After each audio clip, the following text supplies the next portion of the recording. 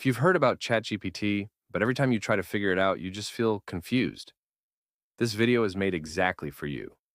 In the next 10 minutes, you're going to know how to sign up, how to talk to it, and how to actually get it to do useful things for you, step by step. No skipped steps, no jargon. Let's go. Welcome to TechClicked, the channel where technology finally makes sense. I post a new beginner tutorial every Tuesday. So if you don't want to miss one, hit subscribe now and let's get into it. So, what actually is ChatGPT? The simplest way to think about it. Imagine you have a very smart friend who knows about almost everything: medicine, law, cooking, writing, coding, and you can ask them anything by just typing a message. They type back. That's ChatGPT. You type a question or a request. It replies. It can write emails for you, explain complicated things in simple language, help you with work, summarize long documents, answer questions, give you ideas. The list genuinely goes on and on. It was made by a company called OpenAI. It launched in 2022, and it's now one of the most used tools on the entire internet. And the basic version is completely free. So, let's set it up right now. All right, you're looking at chatgpt.com right now. If you haven't opened it yet, just open a browser and type chatgpt.com. It looks exactly like this. Click the button that says Sign Up. You'll see a few options. The easiest one, click Continue with Google. If you have a Gmail account, this takes about 30 seconds. Click it, choose your Google account, and it'll bring you straight in. And just like that, you're in. This is the ChatGPT interface. I know it can look a little overwhelming at first, but I promise it's much simpler than it looks. Let me give you a quick tour so you know exactly what you're looking at. This big box in the middle, that's where you type your messages. Think of it like a WhatsApp or text message box, but instead of texting a friend, you're texting ChatGPT. Over here on the left, that's your chat history. Every conversation you have gets saved there automatically, so you can always come back to it. And up at the top here, you'll see the model selector. For now, don't touch that. The free version you're on right now is more than powerful enough for everything we're about to do. Okay, now comes the part that actually matters. How do you use it? Because just knowing it exists doesn't help you. You need to know how to talk to it. Here's the one rule that will make everything easier. The more specific you are, the better the answer you get. I'm going to show you exactly what I mean with 3 real examples right now. Let's start simple.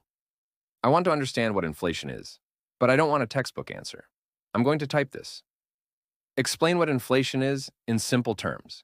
Like, I'm a complete beginner, I'll hit enter, and let's see what we get. Look at that. A clear, simple explanation. No textbook language, no complicated terms. This is the kind of answer you'd get from a really patient teacher. And I got it in about 5 seconds. You can do this with absolutely anything. Any topic you're confused about, any concept you need to understand, just ask it like you'd ask a friend, and it explains it simply. Now, let's try something a little more powerful. This is where most people's minds get blown the first time. Let's say you need to write a professional email to your boss asking for a day off, but you're not sure how to phrase it. Watch this. Write me a short professional email to my boss asking for a day off next Friday. Keep it polite and to the point. It just wrote you a complete professional email. Subject line included. In about 3 seconds. You can copy that, put your name in, change the date, and send it. Done. Now here's what most beginners don't realize.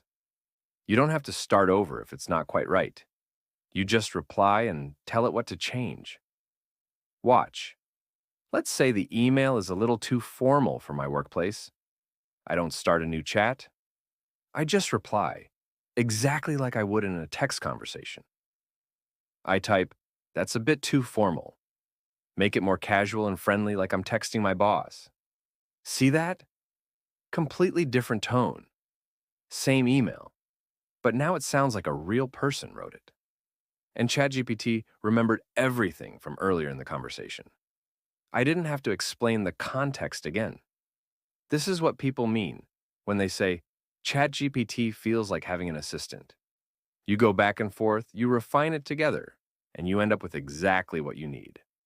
Before I let you go, 3 mistakes I see beginners make all the time. Avoid these and you'll get 10 times more out of this tool. Mistake 1. Being too vague. If you type, "Help me with my email," you'll get a vague, useless answer. The more detail you give, who it's for, what it's about, what tone you want, the better the result. Always. Mistake 2. Giving up after the first response. If the answer isn't quite right, don't start over. Just reply and tell it what to fix. That follow-up message is where the magic happens. And most beginners never get there because they think they failed. Mistake 3. Trusting it completely. ChatGPT is incredibly smart, but it does make mistakes, especially with specific facts, numbers, and anything recent.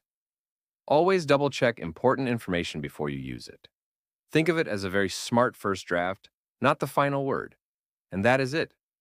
You just went from having no idea what ChatGPT is to knowing how to sign up, how to talk to it, and how to get it to write things for you.